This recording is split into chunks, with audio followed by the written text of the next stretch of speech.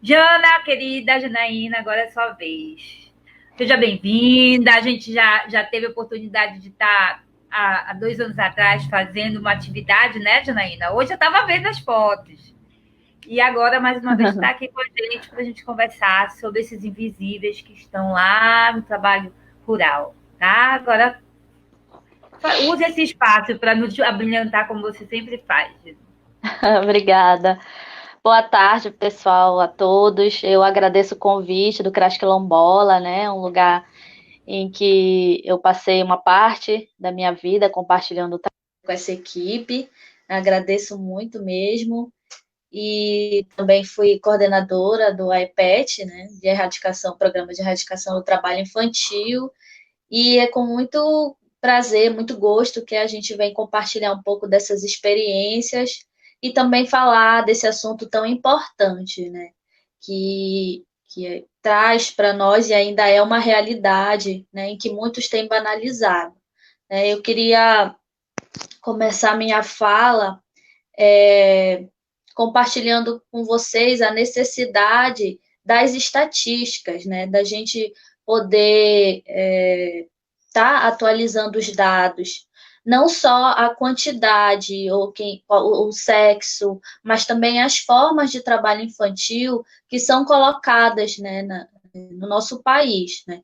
No mundo inteiro, 70%, né, do trabalho infantil ele é realizado no campo, né, no meio rural, principalmente, né, em países subdesenvolvidos, como é o caso do Brasil. Então, nós ainda estamos muito aquém desse enfrentamento, apesar da gente ter assumido um compromisso de enfrentamento de erradicar o trabalho infantil até 2025, nós já estamos em 2020, e agora passando por essa pandemia, por esse estado de isolamento social, como o Diego bem colocou, que vai pauperizar, né, ainda mais essas famílias, essas crianças em situação de pobreza, de situação de miséria no nosso país, infelizmente. Mas eu coloco, né, como fundamental essa questão da estatística. A gente precisa atualizar esses dados. E para vocês terem uma ideia, não só essa avaliação, mas a forma como ela também é colocada. Porque se você for identificar,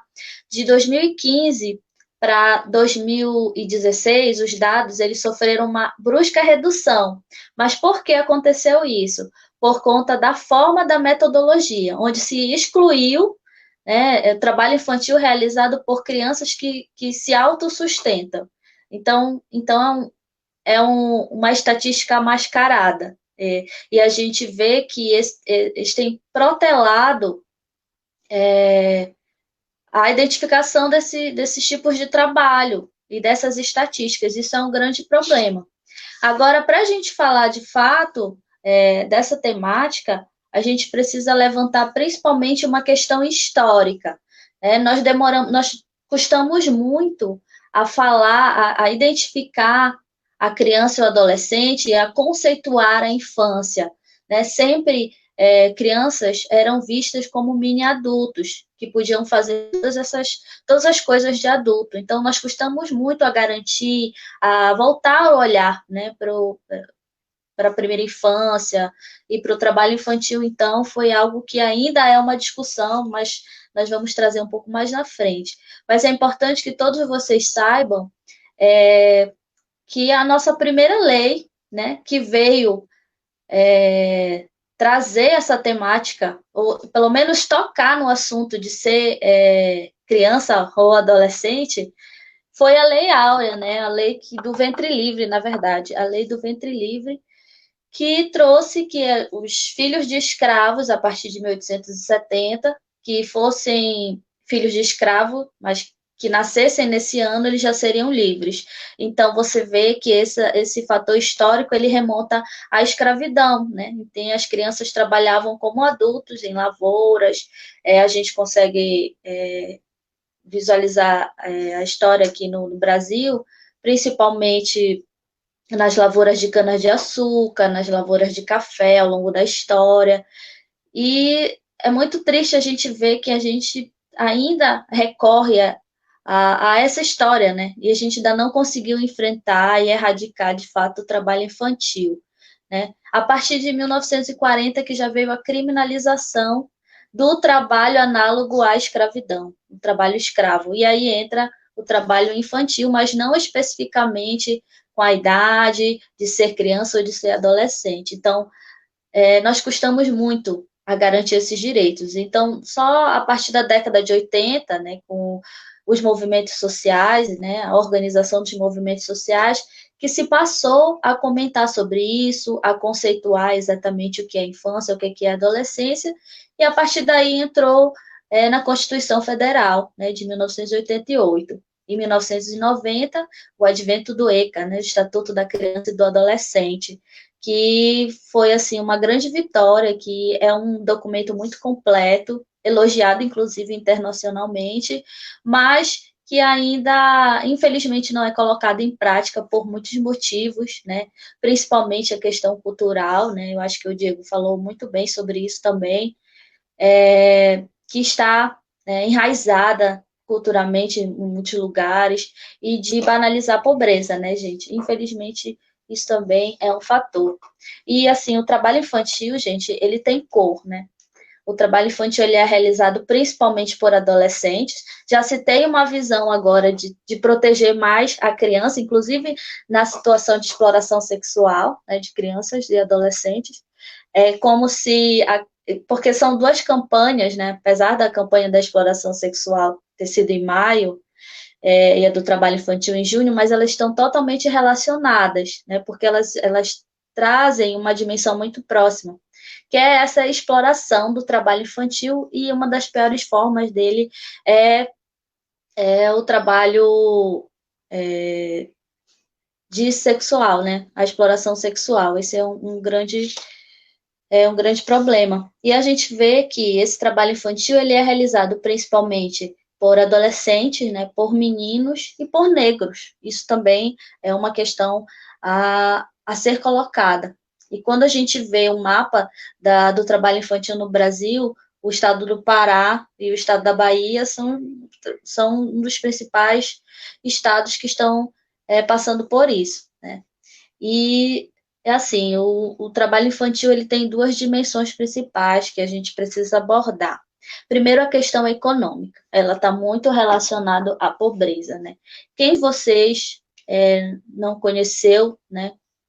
Não conhece alguém que na sua infância trouxe alguém, alguma menina do interior, que foi para trabalhar na casa de família, com a promessa de que vai estudar, né? Eu, infelizmente, conheci também, e na hora que a gente ia brincar junto, ela tinha que cuidar do filho da patroa, né? Então, eu pensava, ela não tem essa liberdade que eu tenho de estar apenas brincando, ela tem uma responsabilidade de adulto. E acho que isso é uma experiência que muitas pessoas passam, né? Em vários lugares, em vários espaços. Só que a gente fecha os olhos para isso.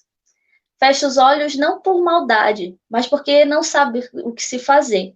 É por isso que o enfrentamento é necessário muita articulação, né? Muita articulação de várias instituições, né? E essa questão econômica, esse viés econômico visto como um incremento de renda para as famílias de extrema pobreza, ele potencializa o ciclo da pobreza, né? Então, primeiro, são crianças que vivem em condições desfavoráveis, situação de miséria, de pobreza extrema, né? Elas desempenham um trabalho para incrementar a renda da família, né? E como se aquilo fosse a principal oportunidade para que ela possa mudar de vida, mas é um trabalho que paga tão pouco, é tão miserável, a gente diz que beira a exploração, que essas crianças acabam não tendo outra oportunidade. Elas não tendo outra oportunidade, se desgastando diariamente nos trabalhos infantis, elas não têm condições de se desenvolver educacionalmente. Então, elas já chegam cansadas, né? Elas já vão se desgastam, então elas acabam com o tempo evadindo, porque trabalhar é mais importante do que estudar nesse momento. E a partir daí ela se entrega a esse mundo do trabalho infantil, e com o passar do tempo ela vai formar uma família também vulnerável, e aí começa um novo ciclo de pobreza. Então, isso é enraizado. Então, se a gente não combater o trabalho infantil dentro da sua raiz, dentro desse ciclo de pobreza, na situação econômica, isso também não vai ser erradicado. Isso é um grande problema, uma grande questão colocada para todos nós. Mas na frente eu vou falar sobre esse enfrentamento, porque a gente se pergunta, e aí como, né, nós vamos atuar sobre essa questão? E a outra questão, gente, é a questão cultural. Infelizmente, apesar de todos os problemas e de todos os entraves que nós passamos para buscar erradicar a pobreza no Brasil, a gente ainda tem que passar por situações de comentários desnecessários, né, desnecessários à erradicação do trabalho infantil, o que é um grande transtorno para nós, principalmente que trabalhamos aí nesse sistema de garantia de direitos, é um grande problema, que é banalizar, né, o trabalho infantil. E também apoiar discursos, né, que protegem o agressor, né? Então, e também um ataque à garantia de direitos, ao Estatuto da Criança e de Adolescentes, aos direitos humanos. Isso, infelizmente, é um grande problema. Agora, tem uma situação que é importante colocar, né? Eu respeito muito quem teve uma experiência pessoal com trabalho infantil na sua infância, que trouxe alguma coisa boa, né? Algum aprendizado, mas é importante frisar que essa não é a situação do trabalho infantil no Brasil, né? Esse trabalho infantil ele beira a exploração, que é em condições insalubres, que deixa a criança em situação de vulnerabilidade, expostos a todo tipo e toda forma de violência, que potencializa também esse ciclo da pobreza. Então, pessoal, não seja essa pessoa. Não seja essa pessoa que transforma a sua experiência pessoal numa forma geral, sem considerar as especificidades de cada caso, né? Então, isso é muito importante. Para isso, a gente precisa desse enfrentamento geral, né? E o trabalho, pessoal, no campo, ele é muito mais invisibilizado. O trabalho infantil por si só, ele já é um grande problema, é uma grande doença na sociedade. E o trabalho no campo é muito complicado, é muito difícil a gente atuar sobre ele. E outra questão que é importante frisar é que ele acontece no seio da família. Então, como é que as políticas públicas vão chegar no seio dessa família? Como se sempre a gente escuta, né? Eu, nas experiências também como assistente social, a gente escuta, o Estado quer mandar na minha família. Então, é muito difícil a gente atingir. Então, é muita maturidade, é muito diálogo. E a gente precisa muito amadurecer, né, essa discussão. E no campo, a gente vê aí que o Pará é um estado essencialmente rural, assim como o Baixo Tocantins, aí, um abraço para todos do Acará e do município que eu trabalho agora, que é o Abaetetuba. Eu tenho muito carinho por todos vocês, são municípios essencialmente rurais, em que nós temos aí o açaí, a farinha, nós temos também produção de carvão, são uma das piores formas de trabalho infantil. E assim, como é que a gente chega a esses lugares que são isolados, no enfrentamento? Então, ainda tem uma questão vinculada a mascarar esse trabalho infantil no campo no aspecto cultural, de repasse de oportunidade, de saberes. A gente precisa qualificar isso, precisa entender o que é realmente uma tradição que deve ser passado de uma geração para outra, a gente entende isso, mas o que de fato é o trabalho infantil e de que maneira a gente vai fazer com que o trabalho rural ele tenha continuidade, né? A gente sabe que trabalha essencialmente com a produção de alimentos, que é importante para todos nós, né? Todo mundo vai se alimentar, é necessário isso. Mas como é que a gente vai manter esse jovem no espaço rural, sem que ele seja explorado, sem que ele seja, sem que ele passe pela situação degradante de trabalho infantil, mas que ele amadureça, que ele volte para lá qualificado para trabalhar nesses espaços rurais. Então, a gente precisa ampliar, gente, o acesso às políticas públicas. A gente precisa ter educação no campo, né? A gente precisa ter creches, a gente precisa ter oportunidades para menor aprendiz. A gente precisa entender o que está acontecendo. Daí eu falo para vocês o quanto é importante a gente qualificar isso aí. A gente qualificar o que é o trabalho infantil, em que momento ele deixa de ser algo que vai fortalecer, ou que vai ensinar essa criança, esse adolescente a ser um adulto melhor, a ser esses discursos de que o trabalho é, eu ajudei, discursos vazios, né? Eu ajudava meu pai, eu vendia bombom para pagar minhas aulas de tênis, como a gente tem visto por aí, infelizmente, mas não é a realidade de quem é explorado pelo trabalho infantil. Não é, a gente está falando de um crime, gente, um crime entre nós, que a gente visualiza diariamente. Então, não é simplesmente, claro, a gente não pode confundir o trabalho infantil com as relações familiares. Claro que o adolescente, ele tem que contribuir com a sua família, ele também vai ajudar a arrumar a sua cama, vai fazer os afazeres domésticos, mas nada que roube a infância, né? Nada que vá fazer com que essa criança, esse adolescente, ele deixe de estudar, né?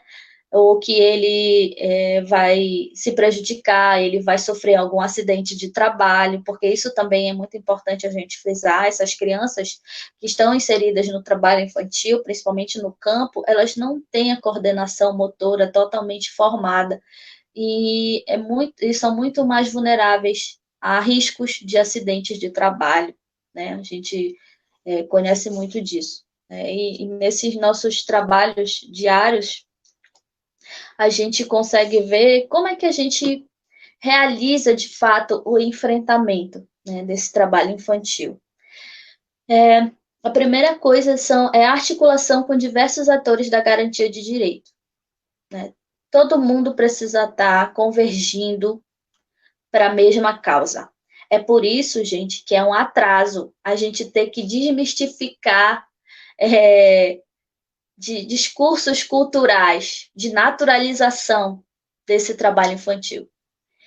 Aí é um atraso para nós, porque enquanto a gente já poderia estar em outra fase, a gente ainda está tentando convencer não, né? Mas tentando dialogar com outras pessoas que acham isso normal, que naturalizam esse trabalho infantil. Então, essa é uma grande situação, né? Então, esse diálogo entre as instituições, e não é só o poder público, tá? A sociedade de uma forma geral, as empresas em colaborar com esse enfrentamento, não contratando mão de obra infantil, e que ela também mapeie a sua cadeia produtiva, né? Eu tenho realizado alguns estudos sobre isso, né? Na cadeia produtiva de determinado produto agrícola. Em que fase existe um trabalho de crianças em situação de pobreza, em situação de trabalho infantil? Então, é preciso mapear. Então, como é que eu vou oferecer alternativas, né, para que essa cadeia produtiva ela seja uma cadeia produtiva legal?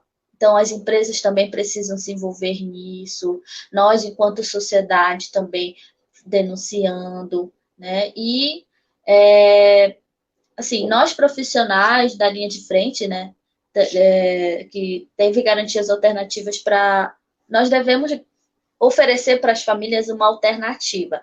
É muito triste, assim, nós que profissionais da linha de frente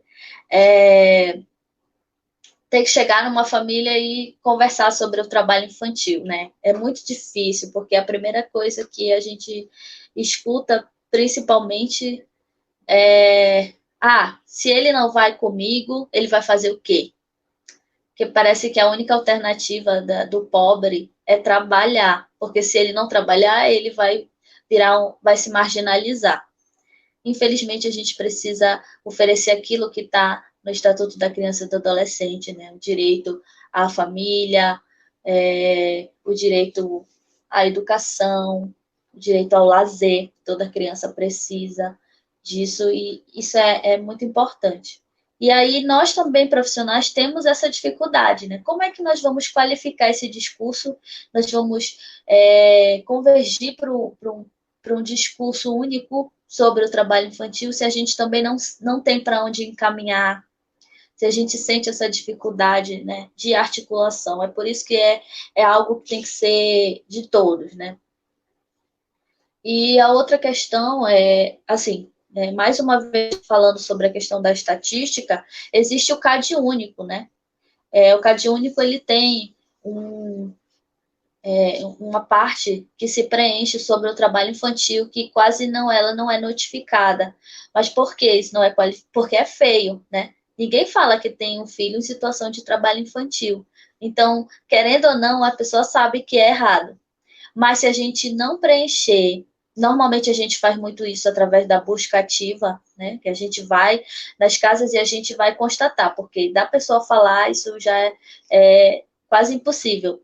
Mas, assim, se a gente tem esse mapeamento, né, dentro do CAD único, a gente também consegue qualificar essas políticas públicas de enfrentamento, né? A gente também consegue atender melhor essa família. Então, é importante que a gente também entre nesse mérito, tá? Que é importante para o diálogo, certo? E, gente, é um interesse coletivo, né? De todo mundo, é importante para todo mundo, né? E outra coisa, gente, que é tendência é o consumidor consciente, as novas práticas de consumo. Tudo passa por uma questão econômica, né? Esse mapeamento da cadeia produtiva, e assim, nós como consumidores, nós somos a ponta de todo esse processo. Dessa forma, esse consumidor consciente, que ele sabe de onde vem esse produto, ele sabe se esse produto ele é da agricultura familiar, que você está incentivando o pequeno agricultor, mas como é que ele está tratando isso dentro da comunidade dele, ele está legalizado, ele está com a sua associação, não tem trabalho infantil, né? Então, isso também é um papel nosso. A gente se pergunta, como que eu vou atuar no enfrentamento do trabalho infantil, né? E nós também estamos muito vinculados a isso, a pensar em nós quanto consumidores. O que eu estou consumindo? Ele vem de algo legal? Ele está respeitando os direitos humanos, né? Essa criança, ela tá estudando, ela está em situação de pobreza extrema, como é que está o atendimento? Então, assim, é importante se mapear. Por isso que é importante nós, consumidores, termos essa visão, certo? E assim, gente, todo um sistema de políticas públicas, ele precisa ser atualizado para o enfrentamento também do trabalho infantil.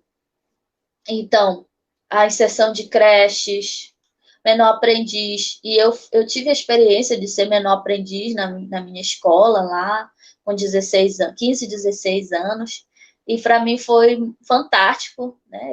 Eu fazia um trabalho supervisionado, recebia meu dinheirinho, que era tão legal, assim, me sentia útil, é bom para o adolescente também essa inserção, mas essa inserção, ela precisa ser qualificada, ela precisa ser acompanhada para o desenvolvimento pleno desse adolescente, certo? Dessa criança, desse adolescente. E aí eu não posso deixar de falar também da importância dos serviços de convivência, né? Principalmente dos CRAs, né? Dos Centros de Referência da Assistência Social, os CRAs e os CREAs, né? Que às vezes a gente sempre precisa apresentar o que faz o CRAS, o que faz o CREAS, para que as pessoas nos busquem também. Eu estava passando por situação de violência, por situação de vulnerabilidade, como que eu vou garantir esses meus direitos? Então, a gente precisa também informar que as pessoas, elas não estão sozinhas, que elas podem procurar um profissional, que elas podem procurar um assistente social, um psicólogo, um pedagogo dentro desses espaços que vão te auxiliar, né, que vão te direcionar para que você também possa garantir, para que você seja acompanhado. E aí eu falo também do Conselho Tutelar, que é um grande parceiro, né, nesse enfrentamento, né, também pode fazer essa avaliação coletiva. E as diversas atividades que são desenvolvidas. Nós temos aí uma grande atividade que é desenvolvida no CRAS, né, que a gente tem muita experiência de visualizar, que é o Serviço de Fortalecimento de Vínculos, que a gente faz várias atividades com as crianças, atividades lúdicas, esportivas, mas que ela não deve ser pontual, né, ela tem que ser ampliada.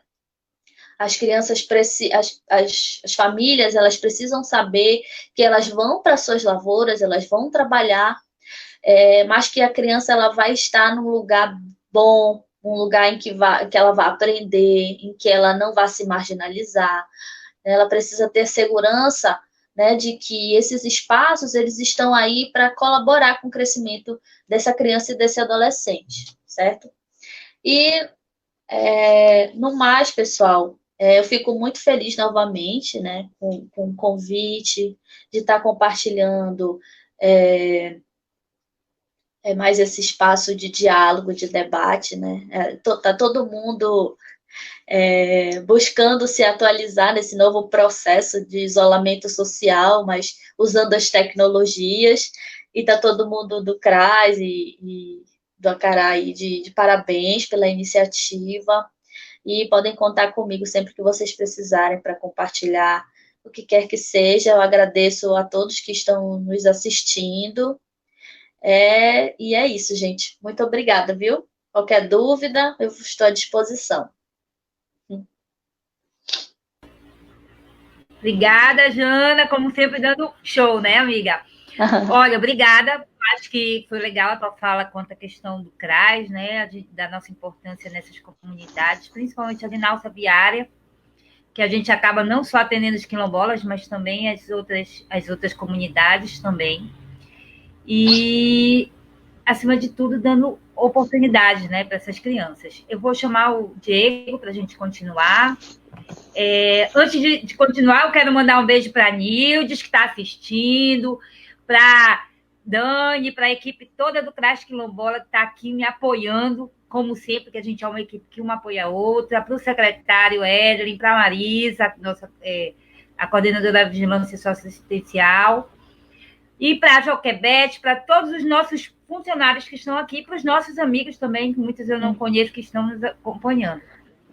E quero mandar um beijo para os membros da comunidade conectada, porque como a gente teve que reaprender, nós fizemos um grupo de WhatsApp chamado Comunidades Conectadas, que toda semana, todo dia, de segunda a quinta, a gente faz uma palestra. Esse assunto dessa semana foi trabalho infantil. Isso aqui é a culminância do nosso trabalho dessa semana, tá? Agora, vou abrir para as considerações de vocês. Obrigado, todo mundo gostou. Acho que se vocês leram os comentários, foram maravilhosos. Pode que a palavra agora é com vocês dois. Oi. Bom, então, só quero agradecer, né? Não sei se tiveram perguntas aí, alguma coisa assim, não consegui acompanhar aqui nos comentários. Agradecer ao espaço, né, de nós estarmos conversando aqui sobre esse tema e também parabenizar pela iniciativa. Eu sempre fico muito feliz quando eu vejo essa atualização dos serviços, né? Cheguei a conversar com a Ilma antes um pouco e ela falou, né, nas dificuldades com as ferramentas, né, que é tudo uma novidade, foi meio que assim, teve que aprender, né, por conta desse momento aí de isolamento social, mas que bom que vocês toparam o desafio, que deu tudo certo, e que esse seja o primeiro aí de muitos eventos que vocês possam fazer nessa modalidade, e cada vez mais oportunizar, né, o acesso a outras pessoas, principalmente das comunidades, né, convidar também as lideranças sociais, as lideranças religiosas, para estar participando aí dessa discussão, enriquecendo o debate, como a Janaína falou, né? Essa articulação é muito importante e às vezes as pessoas não se conhecem, às vezes não sabem muito bem o que cada um faz, e isso aí dificulta muito os avanços, né, para a gente passar para as próximas etapas de combate a esse tipo de violência, articulação com as escolas e tudo mais. Então, fica aí meu parabéns e, mais uma vez, obrigado pelo convite. Obrigada. Eu vou pedir, se alguém quiser mandar alguma pergunta antes da gente encerrar, a gente está quase encerrando, vou passar para a Janaína, a gente ainda tem um tempinho. Se quiser mandar no chat, a gente ainda tem uns 10 minutinhos de live. Se alguém quiser, pode fazer a pergunta. Janaína, sua vez agora. Bom, mais uma vez, obrigada pelo convite. Obrigada a todos, a equipe aí da Secretaria de Assistência Social do Acará, todos muito parceiros. Saudades de todos, inclusive. Um abraço. Bom, pessoal, é importante, né, que a gente tenha esses espaços para compartilhar, né, nossas experiências e também democratizar o acesso, né, democratizar o acesso à informação para todas as pessoas que precisam de informação, de saber onde vai buscar o seu direito, né, como que eu vou denunciar isso, né, como que essa violência, essa violação de direitos, ela ocorre e ela está muito mais presente do que a gente imagina, né? Então, assim, gente, sejam esses multiplicadores, sejam essas pessoas que vão multiplicar essa causa e que vão ser consumidores conscientes, né, e que vão compartilhar com as suas famílias, nos espaços em que vocês ocupam, esse diálogo, né, esse diálogo contra o trabalho infantil, que a gente tem pouco tempo, né, nós temos até 2025 para erradicar, e aí nós estamos na luta, mas nós precisamos estar unidos, né, articulados, tanto no conhecimento como na defesa. É por isso que eu falei para vocês, a gente não pode mais banalizar, né, a gente não pode mais naturalizar o trabalho infantil. A gente precisa pular essa etapa, né? Precisamos de outras formas de enfrentamento, precisamos de articulação, precisamos apoiar, né, a política de assistência social, que não é assistencialismo, tá? É um direito garantido de todas as pessoas, de todas as pessoas humanas, dos direitos humanos.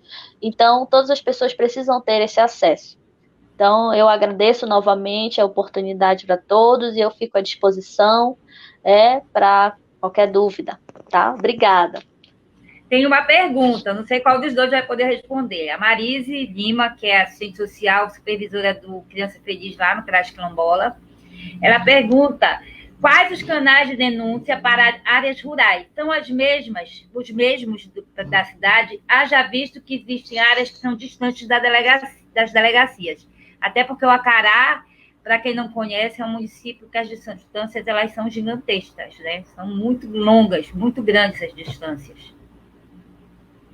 Sim, são os mesmos. As pessoas podem utilizar a denúncia virtual no site do Ministério Público do Trabalho, o Disque 100, que é ligando pelo telefone, né? Basta digitar o número 100 e discar para fazer a denúncia. Pode baixar o aplicativo também Proteja Brasil, fazer lá a sua denúncia. E o Ministério Público Estadual, ele disponibilizou canais de WhatsApp. Então, as pessoas até pelo WhatsApp estão conseguindo fazer denúncias, tanto para o Ministério Público, quanto para a Polícia Civil também. Então, tem todos esses canais aí que a pessoa não precisa nem sair de casa, que acaba que quando é presencial, né, por exemplo, a região que eu conheço ali é próxima do quilômetro 24, então a delegacia fica lá na sede do município, né, já próxima da prefeitura, então as pessoas se queixam mesmo quando precisam resolver alguma situação, que a passagem é cara, que a viagem é demorada, né, longa. Então, esses canais aí pela internet facilitam bastante a denúncia e podem ser utilizados por qualquer região. Sim, Diana, pode falar. Não, é importante colocar, porque a gente pensa assim, eu vou denunciar e agora, né? Como é que vai ficar essa família posteriormente? Ela vai ficar sem mais uma mão de obra?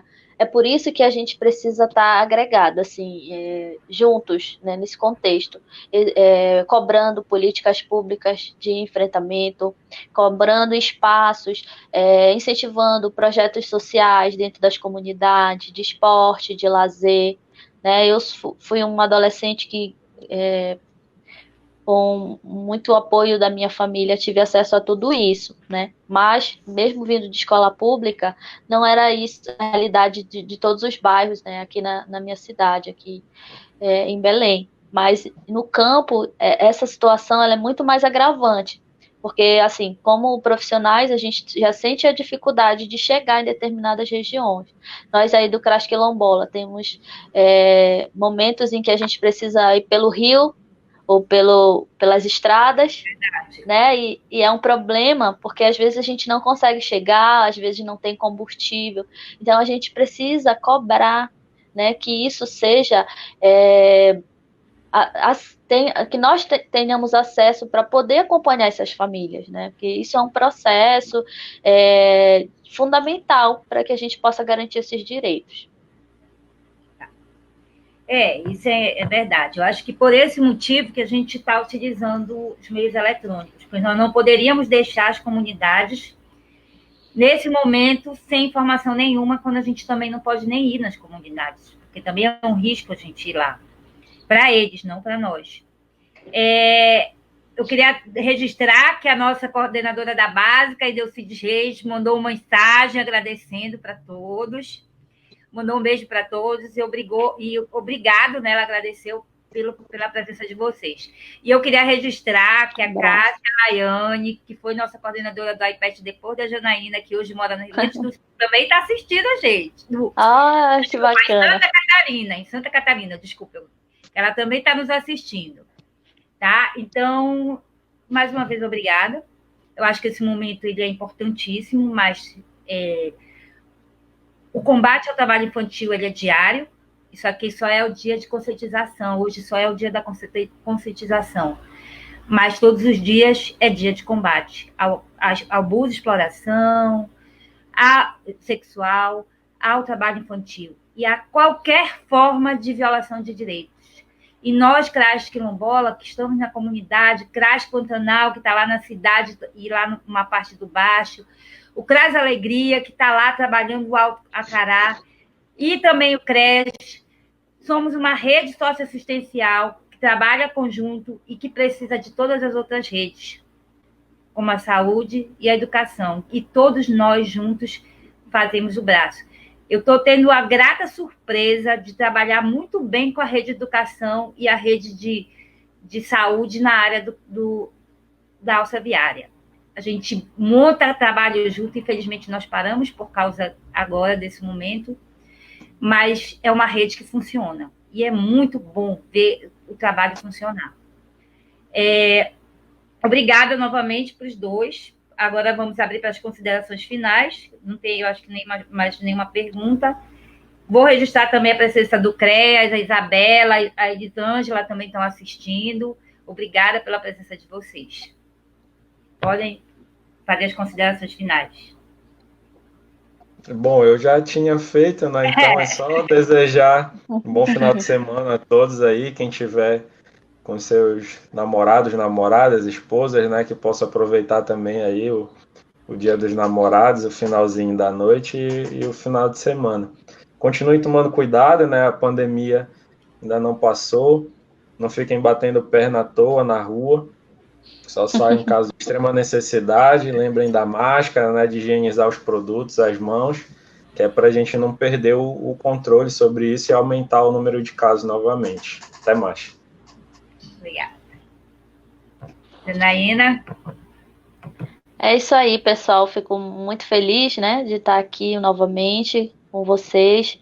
E, bem, é importante que a gente possa continuar, né, fazendo esses trabalhos de forma coletiva, todos juntos, nesse enfrentamento. E também fazendo com que as pessoas nos vejam, né? Vejam, conheçam o nosso trabalho, saibam que elas podem procurar, onde elas podem procurar, que elas podem estar próximo ou colocar os seus filhos no serviço de fortalecimento, de serviço de convivência, que ela pode procurar um profissional que vai lhe orientar, né? Isso é uma forma da gente estar próximo, né, a essas populações, principalmente as populações rurais.